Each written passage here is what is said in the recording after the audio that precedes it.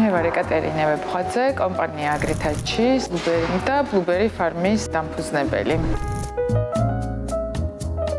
სრულიად შემთხვევით მოვხვდი ამ სფეროში, მუშაობდი კავკასიის უნივერსიტეტში და ძალიან მოწონდა ჩემი საქმიანობა. 2013 წელს პირველად მოვხვდი სოფლის მეურნეობის აგროპროექტში. პირველად რო ვთქვი, მე მეგობრებში რო ის უნივერსიტეტიდან, კავკასიის უნივერსიტეტიდან ეხა სოფლის მეურნეობის რაღაცა პროექტში გადავდივარ უცხოელებთან. ისე შემხედეს, რამდენი ხანი მექნებოდა ეს აკვიატება. მე მივხვდი, რეალურად იქ ვიყავი, სადაც უნდა ვყოფილიყავი.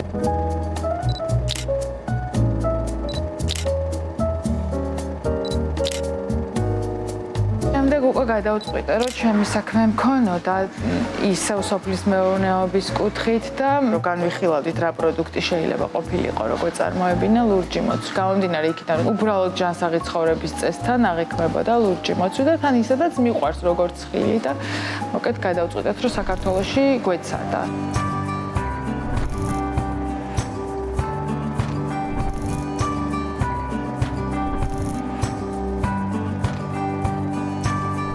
გლობალურად რო შევხედოთ ამ ინდუსტრიას, ერთ-ერთი ესეთი გამორჩეული ინდუსტრია იმ კუთხით, რომ ძალიან დიდ თანხებს ხარჯავენ და ძალიან დიდ რესურსს კვლევებში, რომელიც ასე ვთქვათ, განკუთვნილია იმაზე, რომ დაასაბუთონ რა დადებითი გავლენა აქვს მის მოხმარებას ადამიანის ჯანმრთელობაზე. ანუ თვითონ ლურჯი მოცვის, ასე ვთქვათ, მწარმოებლები ყიდიან და ყიდით არა როგორც მარტო ესეც ცალკე აღებული ხილი, არამედ მის სხვა კვებით ღირებულებას, რაც არის აწესრიგებს, ასე ვთქვათ, გულსისხლთა დაავადებებს. შეუცვლელი პროდუქტია დიაბეტით დაავადებულთათვის, იმიტომ რომ სისხლში წევს შაქრის და ინსულინის დონეს და აუმჯობესებს ხედველობას. არის ბუნებრივი ანტიოქსიდანტი, რომელიც გამოდევნის ორგანიზმიდან, ასე ვთქვათ, სიბსვინულ უჯრედებს. გარდა მაგისა ის რომ მგონია რომ მარტო ჩვენთვის არ ვაკეთებთ რაღაცეებს. მგონია რომ თვითონ საქართველოს როგორც აი ამ პროდუქტის წარმოებელი ქვეყანა რომ დღეს რუკაზეა, იგივე შეიძლება ჩვენი ქართული მოცვი, ქართული დროშა ეკიდოს პირობითად ბრიტანეთის დროშის გვერდი საერთაშორისო ბაზარზე, ეს რაღაცეები ძალიან დიდ სტიმულს მაძლევს, იმიტომ რომ რაღაცნაირი ბედნიერება მოაქვს. მარტო ჩემთვის რო არ არის.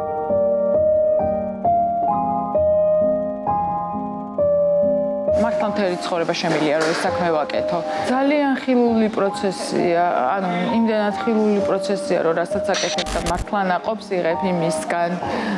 აი არ ვიცი, სხვა რა შეიძლება რომ იყოს ეგეთი ხილული და ხელშესახები. მართლა ძალიან ბევრს კარგავენ ადამიანები, ვისაც ბუნებასთან ესეთი აქტიური შეხება არ აქვს. ჩემი ჰობია, რომელიც ასევე ჩემი შემოსავლის წყაროა.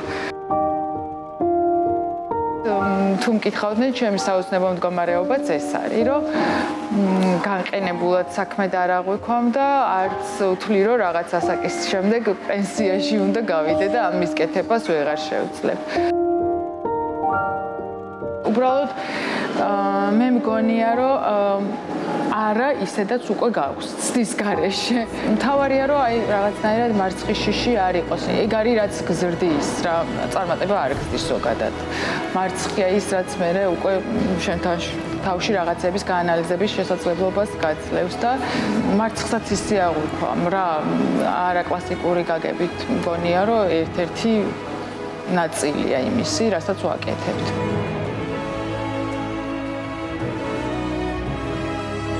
ყველა ეგ ემოცია სინამდვილეში ძალიან ბუნებრივია და გასავლელია და უნდა მიიღო და მიხვდე. რომ აი ეგ შიშიც ძალიან ბუნებრივი მომენტია, უბრალოდ მთლიანად არ უნდა მოგიცვას მაგან. არ მგონია რომ ვიღაცა ვინც წარმატებას აღწევს, რომელიმე მაგ ემოციის გარეშე არსებობს.